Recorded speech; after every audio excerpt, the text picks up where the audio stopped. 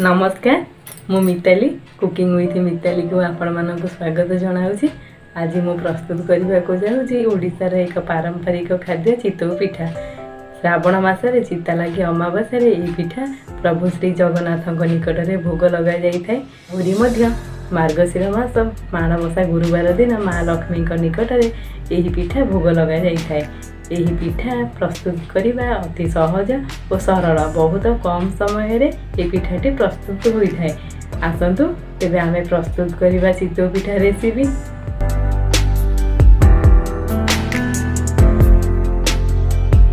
चितौ पिठा प्रस्तुत करने मुझे गोटे कप अरुआ चाउल नहीं ताकू भल भाव 2-3 थर धोई 3-4 घंटा भिजेकी रखी।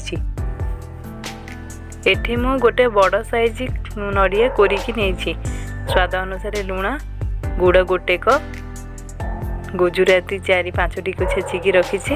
गोलमरीच 4-5टी को छेचिकी रखी।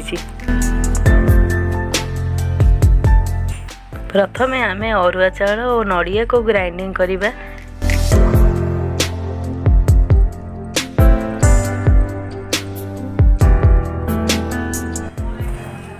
कोरा जाइथिबा नड़िया को मु अधा अरुआ चाउल रे देई एहा को ग्राइंडिंग करिवि। आउ अधा नड़िया को मु पूरा प्रस्तुत पई रखिवि।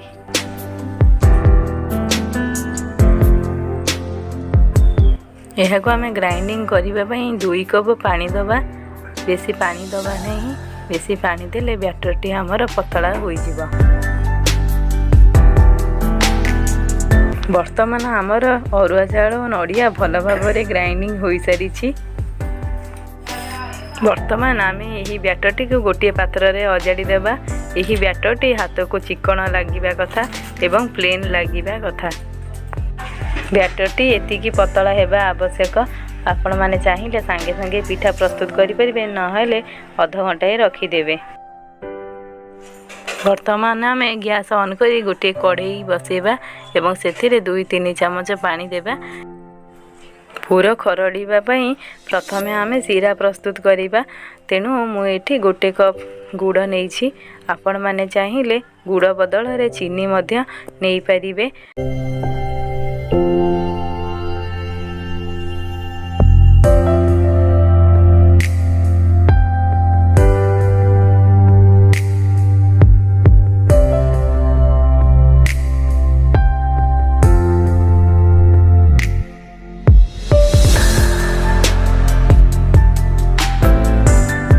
सीराटी मोटा हो गलानी बोली आमे किपरि जानिबा। गोटे गिनारे आमे किछि पानी नैतिबा।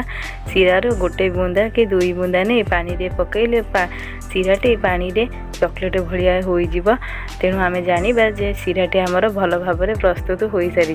वर्तमान आमे एथिरे नड़िया ऐड करि देबा। नड़िया को आमे भल भाव भाजी नेबा। नड़ियार पानी अंश जेपरि मरी जाए सेहीपरि आमे भाजी नबा।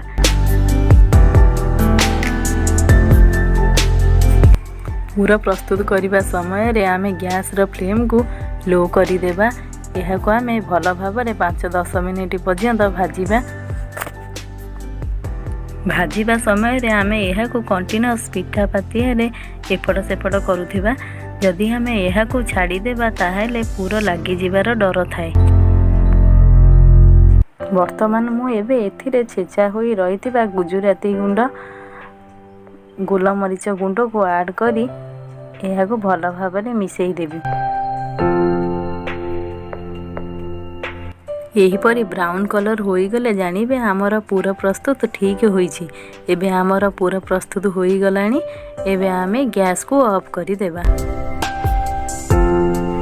पिठा बनैबा पई मु एठी गोटे गहिरिया कढ़ई नैछि। आपण माने चाहिले नस्टिक कढ़ई नै परिबे। वर्तमान आमे बैटर रे लुण पकई ताको भल भाव गोलाई दबा। पूर्वरु आमे लुण पकई रखिबा नहीं। पूर्वरु लुण पकई रखिले पिठाटी भल हुए नहीं। कढ़ई भल भाव गरम हो गलानी। मु एबे एथिरे गोटे चामच रिफाइंड ऑयल देउछि। आपण माने चाहिए गुआ घी रे मध्य पिठा करि परिबे। तेल बा घी दे कढ़ईर चारिपटे भल भाव बुलेई देबा, नचेत पिठा आमर लगी जाई पारे। तेल भल भाव ताती गलानी। एबे आमे बैटर को कढ़ई रे देबा। आउ जो पूर प्रस्तुत करी रखिथिलु सेही पूर एही बैटर उपरे देबा।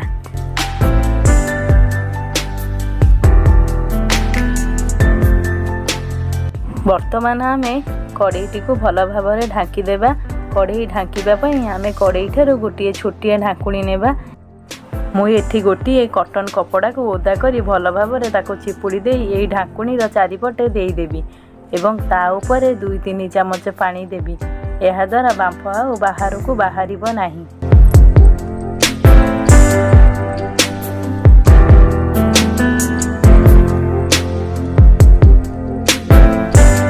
पिठा को 3-4 मिनिट्स पर्यंत कुक करने को छाड़ी देबा। यही पिठाटी ओलटा हुए नहीं। आमे मझिरे चेक करि परिबा पिठाटी होइलानी कि नहीं।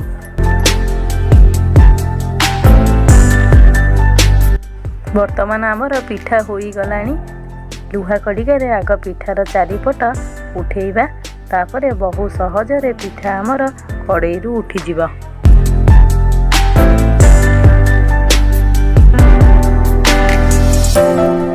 वर्तमान मुझे आउ गोटे पिठा प्रस्तुत करी देखेबी। कढ़ई को आमे भल भाव में पिठा पातिया रे घसी देबा। एहा द्वारा पिठा तल पोड़िब नाही।